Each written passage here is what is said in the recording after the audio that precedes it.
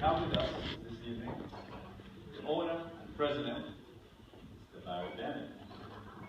So Barry, can you tell us about some of the services that MME provides and who some of your customers are? First of all, thank you, and hello to everyone out there. It's an honor. Can you hear me? Yes. Okay, good. It's an honor to be here sharing my experience with you, Glen, and with the members and friends of JAMCHAM. Feel honored to be a part of this organization. And before I go into my personal spiel, I would just like to extend an invitation to each and every business owner, well-wisher out there, to come and be a part of what we are about to do. This launch, obviously, that's what it means. We are just going to take off. So please plan to be a part of us. Metals and Materials Engineers is just a small part of it. As an engineering firm, we provide services to municipalities, government agencies. We started about 14 years ago, and it's been a wild ride. Great.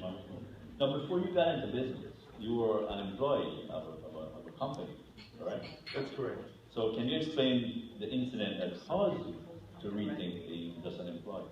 Well, I came to Atlanta about 26 years ago, and I started working for an environmental engineering firm, became the director of the materials engineering division. Part of my responsibility, I was involved in forensics, so I did a lot of expert testimony, worked on a lot of cases. And I remember about 15 years ago, I was involved in a major case which a giant was being sued by just a little guy. And, David. And I was on the part of David. Okay. I testified on behalf of David, and we won the case. Right. So we were in Buckhead that night celebrating, and the defense lawyer and the owner of the small company came up to me and he said, Barry, why aren't you in business doing this for yourself? And I said to them both, I said, you know what? I have a young family, 4 kids. And my wife would probably kill me if I decided to give up this nice cushy salary that I have to go into business for myself. That's too much of a risk. Yeah. I just can't put my family in that position. And something that really resonated with me, I remember the owner of the company was PAMAS. I remember the president of PAMAS looked me straight in the eye and said, the reasons you gave me for not wanting to go into business are the reasons you should. Exactly. And I never forget that. I went home and I just couldn't sleep. I tossed and I turned all night, mulling that over. Right. The reasons you gave me for not doing it are the reasons why you should. And as they say, the rest is history. The rest is history.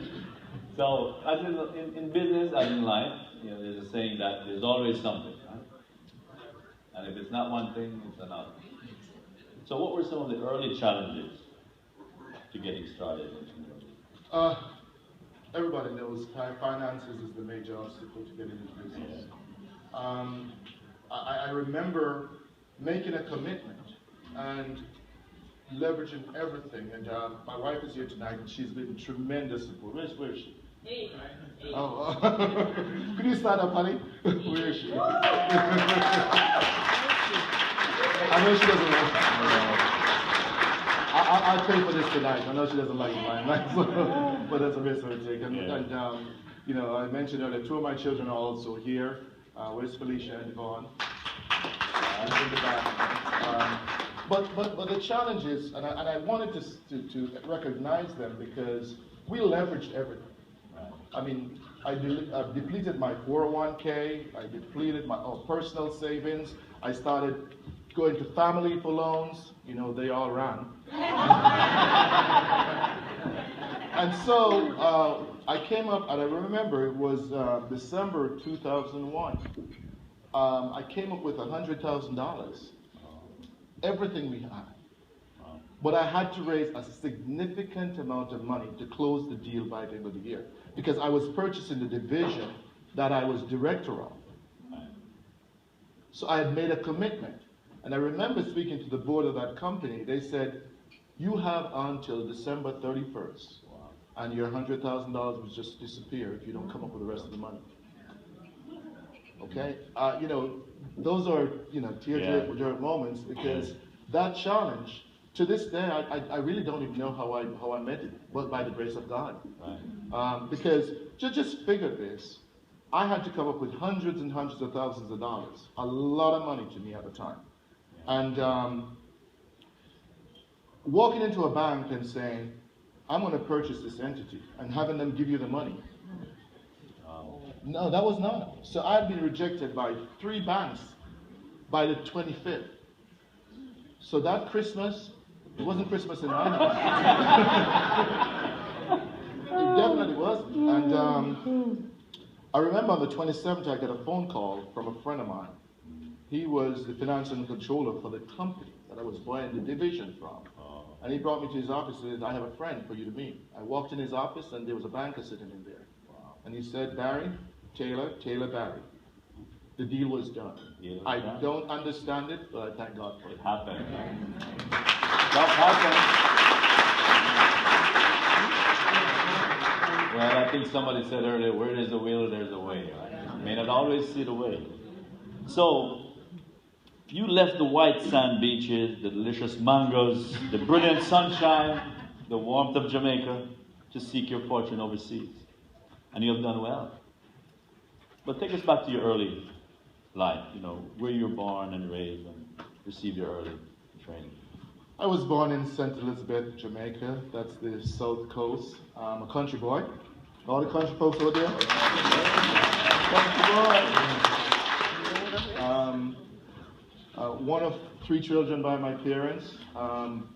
Went on to high school at STETS, St. Elizabeth Technical High School, and then on to University of the West Indies. After that, fate just took over. I had an opportunity to get a scholarship from the International Atomic Energy Agency. Never even knew what that stood for before I got the scholarship. But they recognized me and they sent me off to London to study. Wow, that's what took me away. I left out of necessity and the need to, improve our situation. So is there a motto or saying that has served you well on your journey to entrepreneurial success? Yes, I have so many stories. And my friends will tell you most of my stories are centered around my mother. Okay. She brought all of us up on proverbs and idioms. Okay. And one of the things that I've always remembered, friends saying to me is, never let others determine your actions. Because then you lose your identity. And that's how I live my life. Okay, excellent. Good advice. So, for a final question, what words of advice do you have for business owners who maybe are in the audience this evening and are struggling with some challenge or grappling, figuring how to make payroll? Become a part of the JAMCHAM.